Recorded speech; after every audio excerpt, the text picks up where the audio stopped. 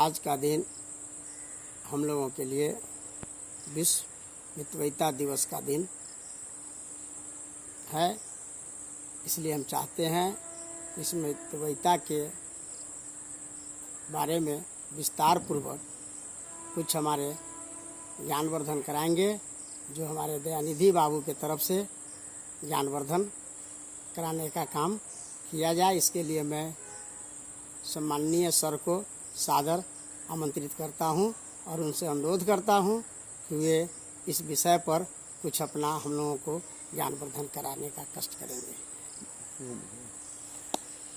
देखिए, विश्व मितव्ययिता दिवस है। पहले हमको जानना पड़ेगा कि मितव्ययिता कहते किसे। जी जी। तो होता यह है कि मितव्ययिता को आम भाषा में लोग कंजूसी कहता है। जी कि अगर कोई मितव्ययी है तो उसको कंजूस कहा जाता है। जी लेकिन मितव्ययिता का कदापि अर्थ कंजूसी से नहीं है। जी। मितव्ययिता का मतलब है कि आपके पास जो साधन है, जो रिसोर्सेज हैं, उसका बेहतर आप उपयोग करें, बेहतर खर्च करें। जी।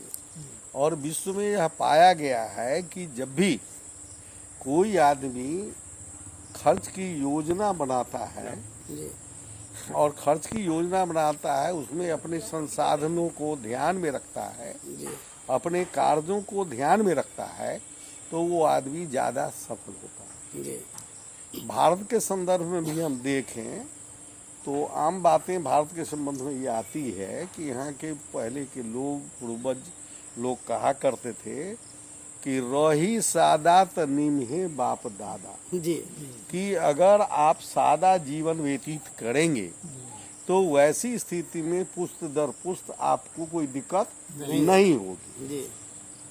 और यह बातें उचित भी हैं। वास्तविक जीवन में अगर आर्थिक दृष्टिकोण से हम देखें तो यह पाते हैं कि मनुष्य की आवश्यकताएं अनंत हैं, जी लेकिन उसके पूर्ति के जो साधन उसके पास उपलब्ध हैं वो अल्प हैं, कम मात्रा में हैं। ऐसी स्थिति में अपने सीमित और वैकल्पिक प्रयोग वाले साधनों से वो अपनी असीम आवश्यकताओं की पूर्ति नहीं कर सकता।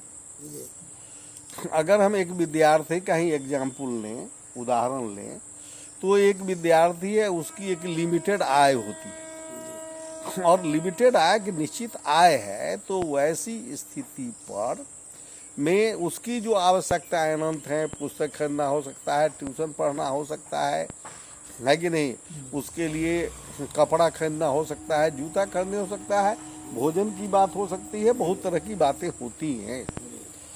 लेकिन उसके पास जो साधन है, मतलब जो आय उसको उपलब्ध है, वह आय इतना नहीं है कि उससे अपने सभी